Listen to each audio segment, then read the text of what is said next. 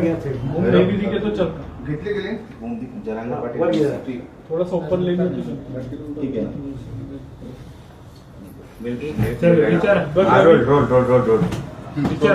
पाटील मंत्रिमंडळ उपसमितीची बैठक झाली. तुम्हाला ज्यावेळेस आश्वासन दिलं होतं त्या बैठकीत काही निर्णय होतील असं सांगण्यात आलं होतं. प्रत्यक्षात काय झालं काय नाही कोणीही सांगायला तयार नाही आहे. तुम्हाला काही कळलंय काय काही झालं असं वाटतंय का?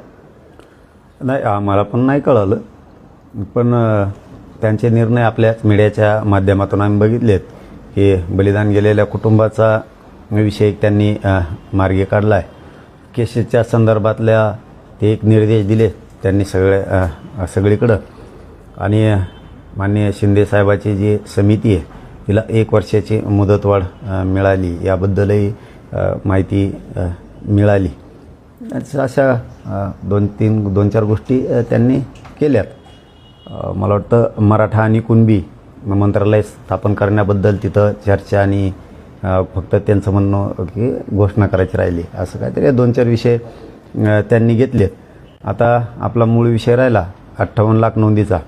त्याच्याबद्दलही सगळ्या गावागावात त्यांनी शिबिरं घ्यायचे निर्देश दिलेत. ही पण माहिती आहे की शिबिरं घ्यायचे, गावागावात जायचं आणि 3 महिन्याच्या आत हे गोष्टी करायच्यात. 3 महिन्याच्या आत म्हणजे समजा त्याचा अर्थ असा की आजपासून सुरुवात करायची तर 3 महिन्याच्या आत. आणि दर 8 दिवसाला 15 दिवसाला कलेक्टरांनी तो आढावा घ्यायचा आहे आणि कलेक्टरांकडून उपसमिती म्हणजे विखे पाटील साहेब आढावा घेणार. या 5-6 गोष्टीबद्दल माहिती मिळाली. आता मूळ आपला विषय राहिला हैदराबाद गॅझेटियरचा. तर त्या संदर्भातले जे निर्देश आणि ते द्यायचे आहेत तर त्या संदर्भात थोडंसं रात्री आमचेच इथं अभ्यासकांनाच ते डबल SOP वाचायसाठी वेळ गेला. असे म्हणजे जे खरं आहे ते सांगायला फक्त की असं त्या दिवशी आपण ड्राफ्ट वाचला होता सगळा.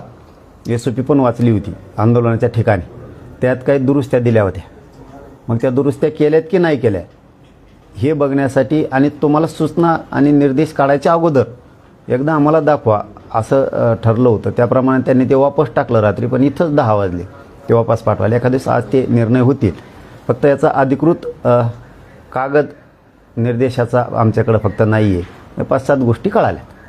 एक तुमची महत्त्वाची मागणी होती की काही अधिकारी जाणीवपूर्वक प्रमाणपत्र देत नाही, त्यांच्यावर कारवाईची तुम्ही मागणी केली होती. त्या संदर्भात नाही चर्चा झाली का? नाही नाही आता अधिकृत कळलं आम्हाला. आज गोष्टी कळतील. आता बऱ्याच काय काल झाले ते कळलं. फक्त त्यांनी जे निर्देश सूचना काढल्यात त्याचा अधिकृत कागद आपल्याकडं नाही आहे, दिला नाही. परंतु माहिती 5-7 विषय त्यांनी हातात पक्के घेतलेत. ही पक्की माहिती आहे. कारण हैदराबाद गॅझेटियरचे SOPच्या संदर्भातलं म्हणजे जे प्रमाणपत्र निघायला पाहिजेत त्याचे निर्देश देण्यासाठी जे अधिकृत सूचनेचा कागद आहे तो नाही आहे आमच्याकडं आणखी. आणि 58 लाख नोंदी निघाल्यात त्याच्याबद्दलचे निर्देश सूचना दिल्यात राज्यस्तरावर. याचं एक आमच्याकडं कागद नाही. म्हणजे जे आहे ते सांगितलं आज येईल असं वाटतं कागद. तुम्ही सकारात्मक आहात बऱ्यापैकी. हा 5-7 मागण्यावरती त्यांनी चर्चा केली आणि ती खूप उच्चस्तरीय बैठक होती. पहिल्यांदाच इतके कॅबिनेट मंत्री मराठा उपसमितीच्या बैठकीला हजर होते. सचिवापासून अपर सचिव सगळेच हे पहिल्यांदाच हजर होते. हे आम्ही सुद्धा बघितलं आहे. आणि त्याच्यातून असं वाटतं की सरकारनं पक्का आता मनावरती घेतलं आहे. फडणवीस साहेबांनी मनावरती घेतलं आहे आणि तिथं सगळेच मंत्री होते. शिंदे साहेबांचे पण होते, अजितदादांचे पण होते. आणि आता पक्कच मनावरती घेतलं आहे विखे पाटलांनी पण असं दिसतंय. मग आता पुढं असंच कंटिन्यू ठेवतेत का पुन्हा अर्ध्यात गेल्यावर काही ब्रेक लागतोय हे माहीत नाही. पण सध्या तरी असं दिसतंय की सरकारनं पक्क मनावरती घेतलं आहे की 58 लाख नोंदी ज्या मिळाल्यात मराठा समाजाच्या त्याचे सगळे कुणबी प्रमाणपत्र द्यायचेत. त्याच्या व्हॅलिडिटी पण द्यायच्यात.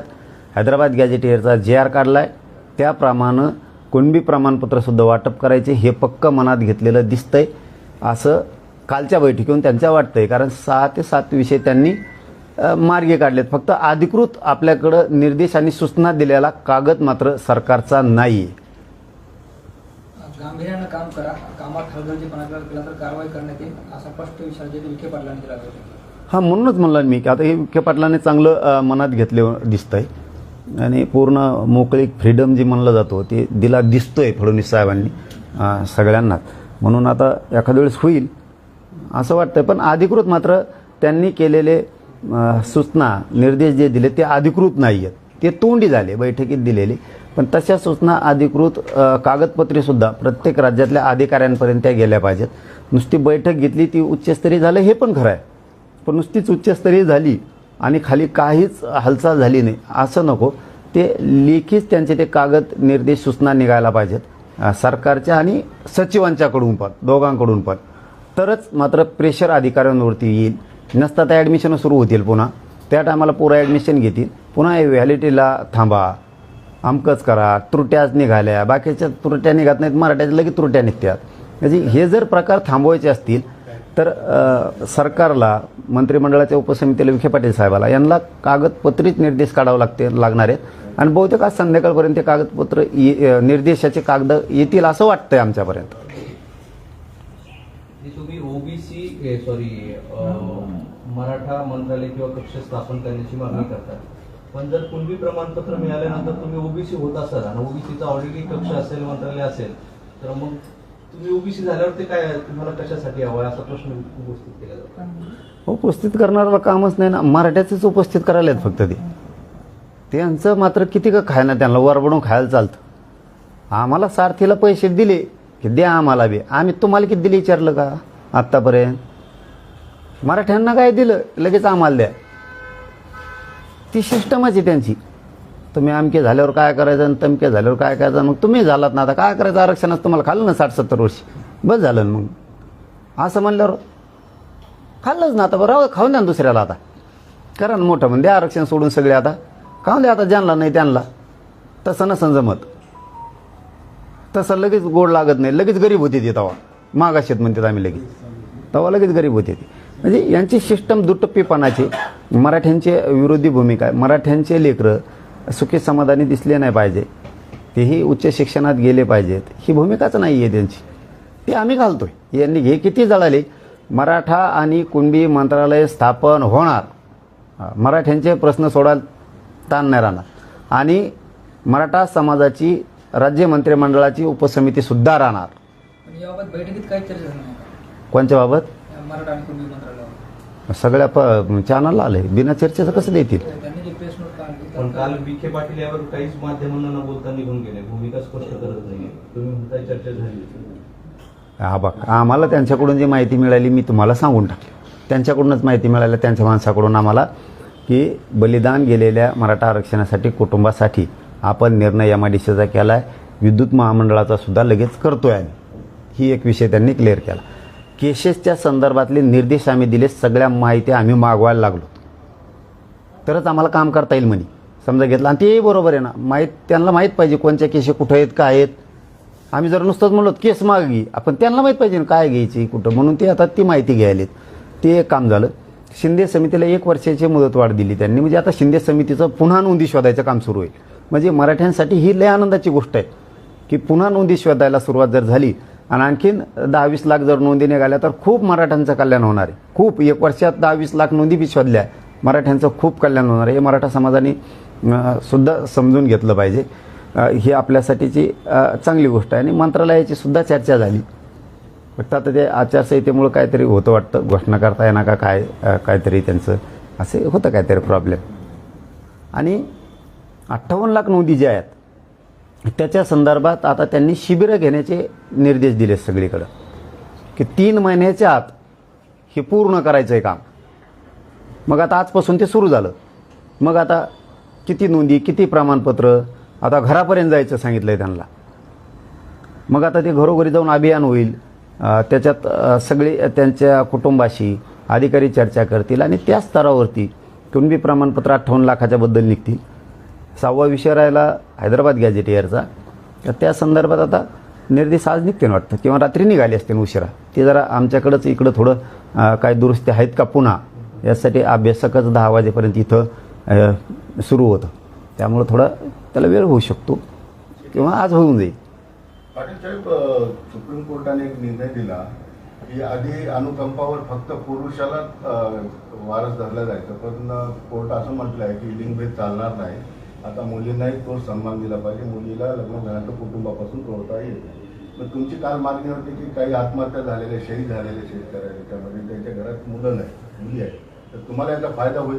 हो, सगळ्यालाच होईल ना. आमच्या असं मान्य न्यायालयाने जो निर्देश दिले ते सगळ्यासाठीच फायदा होईल. मराठा आरक्षणासाठी बलिदान गेलेले कुटुंब येतात त्यांच्यात बी काही ठिकाणी फक्त मुलीच्या मुलं नाही तर तो फायदा त्यांना होईल. शेतकऱ्यांच्या बद्दलचा तसाच विषय असेल तर ते चांगला निर्णय चांगला झाला तो की सगळ्यांसाठी तो फायदा होईल. चांगला निर्णय आहे तो. 2 लाखाचं कर्ज सरकारने माफ केलंय, तर त्याची घोषणा निवडणुकीनंतर करू, पण माहिती तर आज देऊन टाकली मुख्यमंत्र्यांनी त्याला. आचारसंहितामुळे नंतर करू म्हटलं. पण माहिती तर देऊन टाकली. आपण कर्जमुक्तीच करा ना. काय याला 2-2 हजार 2-2 लाख करता का? कामान धामायचं. एकदाच मोकळे करा शेतकरी आणि मालाला भाव द्या. काहीच गरज नाही पुन्हा शेतकऱ्याला कशाची. सरळ सरळ स्पष्ट काम करा.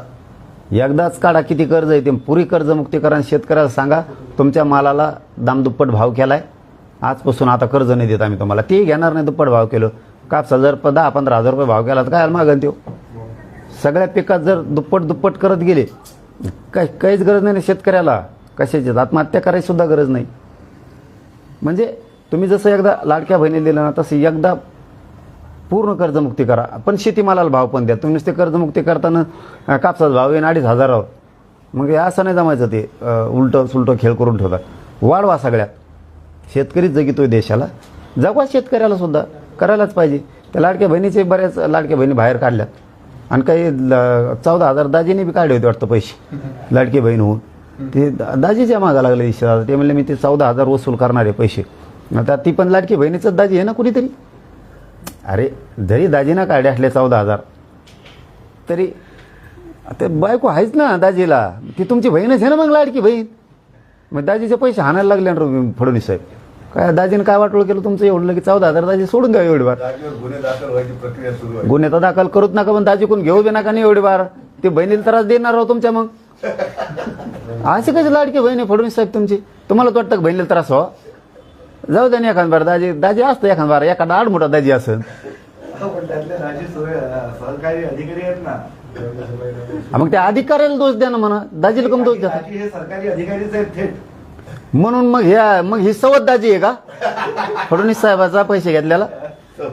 हा ते अधिकाऱ्यांचा दोष आहे. अधिकाऱ्यांवरती गुन्हे दाखल करा. ते बिचारे शेतकरी गरीब दाजी निघणारे. ते आता 14,000 निघालेले गरीबाच्या मागा लागून फडणवीस साहेबाला काय मिळणार आहे. आता काही तुम्ही अपात्र लाडक्या बहिणी काढल्या. मतदान होस तर पात्र होते. मतदान झाले की ते अपात्र झाले. बरं ठीक आहे बाबा काय करीनात का. दाजी तोवर दिसले नाही की 14,000 तुम्हाला पैसे घेतलेले. मतदान झालं आता काय दाजीला त्रास देतात. त्याजवळ नसतील बी आता त्यांनी तवाच उडीले असतील.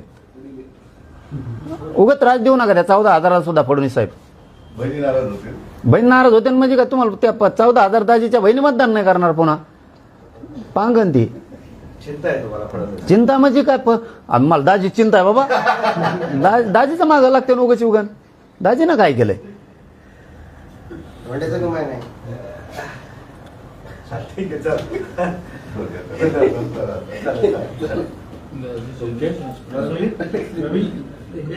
चलो धन्यवाद.